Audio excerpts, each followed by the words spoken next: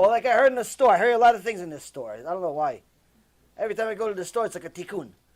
I go to the store, two women are chit-chatting, yelling and screaming at the teller of the store. Why? Why are you screaming? Why'd you guys make a whole aisle for Pesach? You're bringing Pesach too early on us. It's Pesach. Stop complaining about the holiday's a month from now. They're already complaining about it now.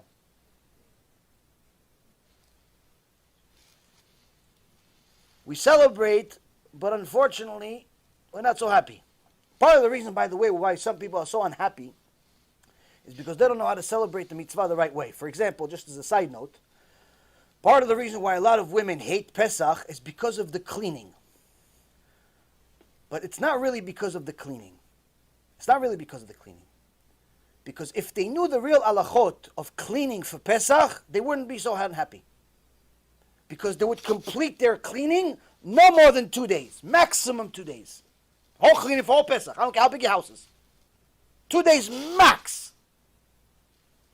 Some houses 1 day. All day, but finished. Some women spend a month cleaning the house. I heard some person that's, I don't know whether he's a rabbi or not, but he gave a shiur in Hebrew, and somebody sent it to me, and I had to correct him, because what this guy was saying was complete nonsense. He was saying, how do you kosher your stove and your dishwasher? And he says, your stove, you have to you have to clean it, because you can't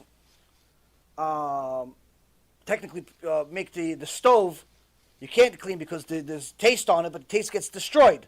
So in essence, if it's, let's say, a pot, if it's a pot that had non-kosher for Pesach food in it, the way that it absorbs the actual non-kosher for Pesach, the chametz, during the year is the way you would clean it. So a pot, the way it absorbs is from heat.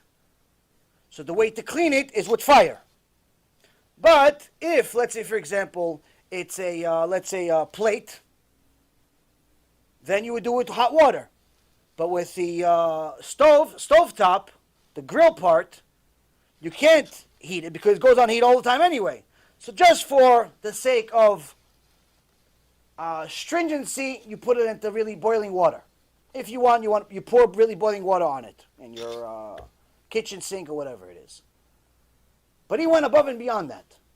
In essence, even if you don't do that, you're fine. Because it gets burned constantly anyway. It never has time to absorb any of the taste, any of the chametz on it throughout the whole year. Because it gets burned immediately when the sauce falls on it. It gets burned immediately, so it never actually has taste. And anything that does not have taste or has bad taste, that even a dog wouldn't eat it, is not considered not chametz, not nothing. It's considered zero. It's considered garbage. But he went on to say that it's not even enough to do this extra chumrah. What he's saying, you have to clean it with Q-tips. Clean it with Q-tips. And also, clean your dishwasher, the bands, the rubber bands inside, clean a dishwasher bands with Q-tips. Like you're supposed to, he says. Which book is this? Which posek is this? Rabbi Ovadia alav Shalom was not lenient about it at all. Never said such a thing. All the Gedolei don't never said such a thing. Q-tips to the... What are you talking about? He said, put a special chemical in the dishwasher. What special chemical? What are you talking about? What, you going to put gasoline in there? The soap you put into the dishwasher is enough. Why? Because, like I said, it destroys the taste of anything that's in there. That even if there's a whole loaf of bread inside your dishwasher, after one wash, it's not edible. It's no longer considered a loaf of bread. It's no longer considered chametz because it's not edible anymore. A dog wouldn't eat it. It's full of soap. It's disgusting. But people hate Pesach, cleaning. Why? Because they clean too much. No one says not to clean. But you have to know what you're supposed to do and what you're not supposed to do. I highly recommend, if you're Sephardic, even if you're Ashkenazi, to subscribe to, I think it's Halacha Yomit, it's called. Rav Ovadia's Halachot, he sends you one every day. And it discusses this stuff and every other halachot in regards to specifically the timing of the year. And it gives you the bottom line. If people only knew the basics of the mitzvot, they would love Judaism. Because the reason why most people become anti-religious is because of these minhagim that are not really minhagim. It's the extras that some crazy person invented to make themselves look righteous.